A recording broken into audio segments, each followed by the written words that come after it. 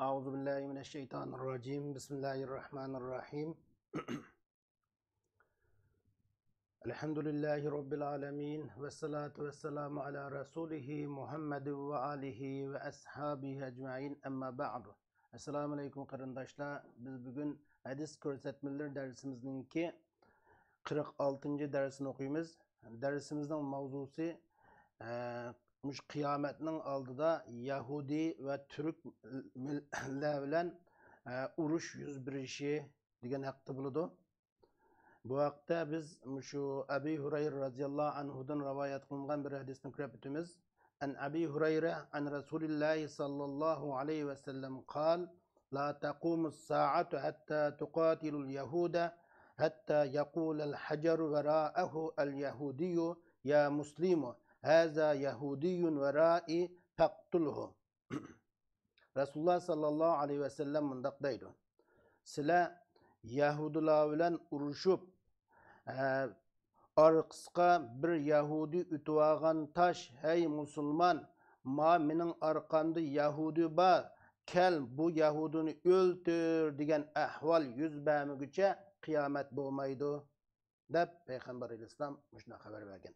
Yani qiyomatning oldida musulmonlar bütün Yahudilar bilan urush qiladi, hatta Yahudilarni mag'lub qilib, o vaqtda şu taşlarning orqasiga har xil uyoq bu yoq yushnib olgan, daraxtlarning orqasiga yushnib olgan mushundaq Yahudilar nima hatta toshmi xabar bergan darajada, ya'ni Yahudilar butunlay vayron bo'ladi. Allohni ko'rib olaymiz. Abi Hurayra radhiyallahu anhudan bayon qilingan hadisda Rasululloh sallallohu alayhi vasallam mundaq deydi.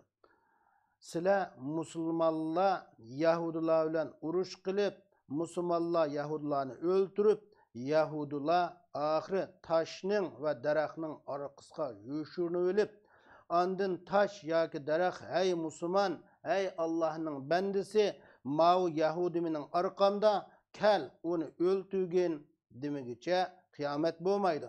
Qiyomatning oldida shunday ahvol bir yuz beradi. Ya'ni daraxtlar, taşlar mu yushinib olgan Yahudilarni xabar berdi, ama G'arqat ismli bir daraxt buni xabar bermaydi. Çünkü bu Yahudilar daraxtining qatoridan hisoblanadi deb shunda xabar bergan. Endi bu hadisda Peygamberimiz sallallohu aleyhi ve sellem qiyomatning qoyim bo'lish alomatlaridan bir alomatni xabar berdi.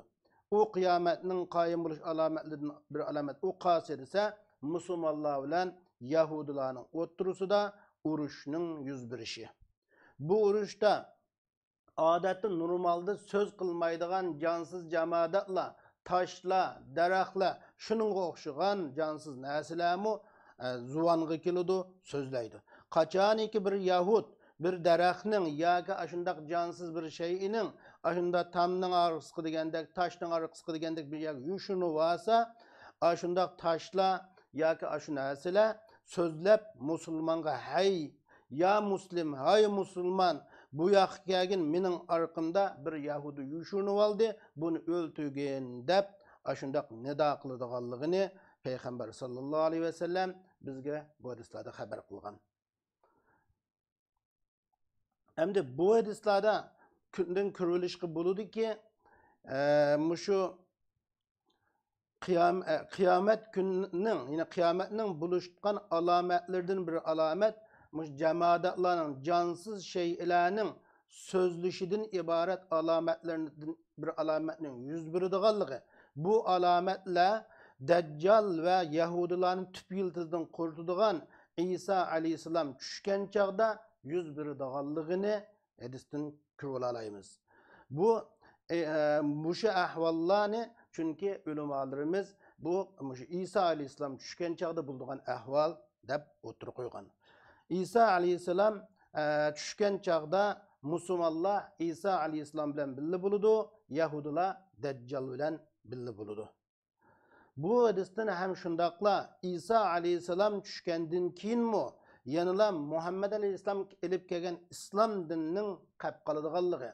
Yani İsa aleyhisselam düşkenden keyinmi İsa aleyhisselam ayni Muhammed aleyhisselam elib kelgan islom dinining hukmlari bilan, ahkomlari bilan hukm qilib qiladiganligini, ya muslimu degan so'z bilan tushunib olg'ili bo'ladi. Endi mushu qiyomatning alomatlaridan yana bir alomat so'zlanadigan hadis Abi Hurayra radhiyallohu anhudan bayon qilingan bir hadis va an Abi Hurayra an Rasululloh sallallohu alayhi vasallam qal la taqumu as-sa'atu hatta tuqatilu turka sigar al-a'yun humra al-wujuh zulfa al-unuf ka'anna wujuhum majan al-mutraqatu ve la taqumu as-sa'atu hatta tuqatilu qawman ni'aluhum ash-sha'ru. Abi Hurayra'dan rivayet kılınan hadiste Resulullah sallallahu aleyhi ve sellem mındak deydi. Kıyamet boğmaydı. Yani sila Türkler bilen, yani Türk kan sistemisinden kelgen bir millet bilen uruş kılmayı turup kıyamet boğmaydı. Yani o sila uruş kıldığan Türk kan sistemisinden kelgen o millet sigarul a'yun, közleri küçük, göz. Humrul vucuh, yüzleri kıpkızıl, zulfel unu, panak burun, burnu panak, yüzleri xuddi tiriden tikilgen kalkanga okşaş, yine muşuna yüzüne ait keng, kasan yüz boğan, muşundak bir adamlar bilen sile uruş kılmayı turup, kıyamet boğmaydı. Sile keygen yungdin yasalgan ayakları yung boğan, bir kavim bilen uruş kılmayı turup kıyamet boğmaydı degan. Emir ibn Taghlab'dan bayan kılınan hadiste Peygamber sallallahu aleyhi ve sellem yine mındak degan. Kıyametnin şartlarının katarından sile yung ayak keygen, yungdin yasalgan ayağını keygen bir kavim bilen uruş kılışınla kıyametnin şartlarının katarından. Yüzleri şu tiriden tikilgen kalkanga okşaş yüzlerine keng boğan, yüzü çoğun boğan bir kavim bilen uruş kılışınla yani kıyametinin alametlerinin katarından degen. Ahracahul Bukhari. Yani bu hadiste Peygamber sallallahu aleyhi ve sellem kıyamet kayım buluşunun alda barlık kiladigan kıyamet alametlerinin bir alametine haber verdi ki o alamet bolsa Müslümanların tüvendeki 5 xil süpet bilen süpetlenadigan bir kavim bilen uruş kıladiganlığı. O süpetnin birincisi sigarul a'yun, közleri küçük, yüzü kızıl, panak burulluk, yüzleri kalkanın tirden tikilgen kalkanga okşaş, naiti yüzünün güçü köpine naiti yüzü simiz boğan, yüzü naiti çoğun boğan bir kavim bilen uruş kıladiganlığı. Ve beşincisi ne'aluhum eşşa'ar, ulanın ayağı yung ayak, yani ular ayaklarını özünün çıkan ayağını yungdun yasap, yungdun işlep kelgen edenler. Ya ki ulanın ayakları yung deyilişi çünkü ular çeçinin ait uzun kubbe geçke o çarşılarının uççu özünün putlarını yögep, putlarını tigip ayak uğrunu da putlarını yögep doğaçka yani ulanın ayağı yung deyilgen. Ya ki ular özünün ayaklarını tiriden yasalgan ayaklarını kiridoyu, lekin o ayaktaki tirinin tükleri elevetilmegen, yani eğlenmegen, tükü aşınıp çıkarıvetilmegen, muşundak tiriden bir vasıta tikilgen, muşundak ayaklarını kirdiğen kişiler dep karalgan.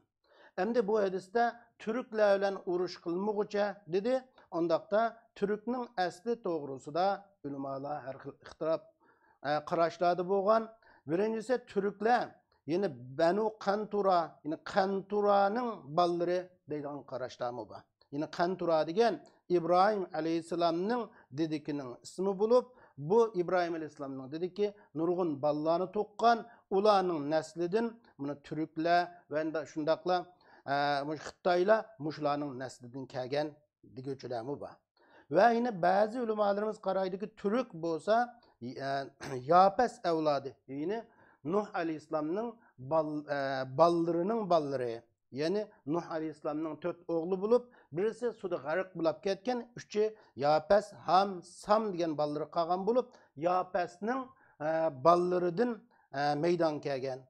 Yani Yapes'nin 7 tane balısı bulup, şunun ballarıdın birisi Türk milleti onun dünyaya kelgen dep qaraydı Allah'ım ba. Yine bazılar deydi ki yine başka qaraştı bolganlarım ba, yine Tubba kavminin qaldıqı degenlerimi ba. Yani Muşu nesep ittifakı, neseplerinin birlik nimesi bilen şunda qarashlar barki, yani muşu meyli Türkler bolsun, Xitaylar bolsun, Slaviylar bolsun, Ya'juj, Ma'jujlar bolsun, hemmisi Nuh muşu Aleyhisselam'ın oğlu Yapes'nin ballarıdan meydana kelgen evlatlar dep qaraydı. Endi bu Türk degan bu faqatla ma'lum bir rayondagi adamni ko'rsatmasdan Türk, masalan, Qozoq, Azar, Tatar, Qirg'iz, Turkiyada yaşayotgan Türkler, Uyg'ur, O'zbek o'xshagan nurg'un mushunda shu Türk bir sistemimizga, Türk qon sistemimizga qarata ishlatilgan bir atalg'u ekanligini ham ko'rgili bo'ladi. Ham shundaqla mesela meyle Salcukiler olsun, Osmaniler olsun, Boncuklar olsun, Bulgarlar olsun, Memlukiler'e okşaş. Kadimki Türk halkları mı? Yeni mi Türk kan sistemine kirgen, Türkiye toplumuna nispet tapıdığan kişilerin katarıdın kelligini o tarihlarda hem şunda oturukluydu. Ama Resul sallallahu aleyhi ve sellem'nin la taqumus saatu hatta tuqatilu Türkiye sila Türk bilen uruş kılmıcı kıyamet bo'lmaydi degan Resulullah'ın bu sözüden maksat kılıngan Türkler İslam dünyasını bütünley veyran kılgan yine Tatar ve Mongollar dep qaraladı. Çünkü hadiste otur koyulgan 5 tane süpet münasip kelgen kişiler yine İslam dünyasını veyran kılgan, İslam dünyasını kanğı buyugan Tatarlar ekanligini ko'rag'ili bo'ladi.